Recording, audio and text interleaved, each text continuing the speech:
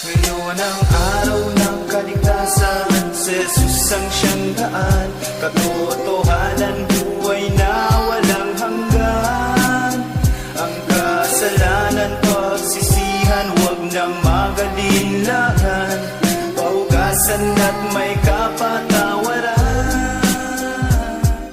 Nais lang naman namin sabihin ngayon na sa araw ng kaligtasan ay magpahalaga. Katanungan namin sa iyo, ligtas ka na ba? Kung ikaw man ay pumanaw, sigurado ka ba? Sa pagharap kay Kristo di mapapahiya. Paano kung pangalan mo di pala natala? Sa aklat sa buhay, sa langit ikaw ay wala. Ang hatol sa impyerno ay di makakawala. Kahirapan na madarama, walang pahinga. Paano na mga tao ay di napupuna? Dapat na magsisi, baka mahuli pa sa mundong makasalan. At baka isa ka at lalong lumalala ang mga masama.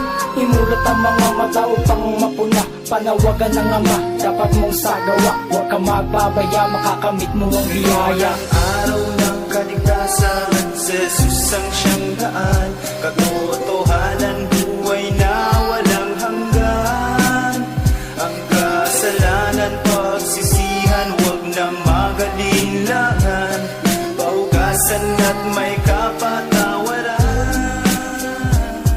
Araw na ng kaligtasan, huwag mo nang ipagpaliban. Dapat isa katuparan ng mga napakinggan. Iyong pahalagahan, dapat mo nang simulan. Mga dapat pagsisiyang, bunga na ang kasalanan. Sa mga pinasukan mo ng mga kaguluhan, ngayon ay iyong subukan na ito'y iyong iwasan. Pilitin mong takasan ng mga nakaraan, sampalatayaan ng banal na kasulatan. Bigyang kagamutan ng kaluluwang sugatan, natagos-tagusan sa mga nararamdaman. Walang kasiguruhan, walang kapanatagan, pag nasasaktan ng mga mata mo'y luhaan. Sa digmaang kasalanan, ikaw ang talunan. Dahilan ay di mo talaga naintindihan. Merong kaparusahan na walang katapusan, kaya't ang iyong lapitan Diyos sa kalangitan. Ngayon ang araw ng kaligtasan, si Jesus ang siyang daan, katotohanan, buhay na walang hanggan. Ang kasalanan, pagsisihan, huwag nang magalinlangan, paugasan at may kapatawaran.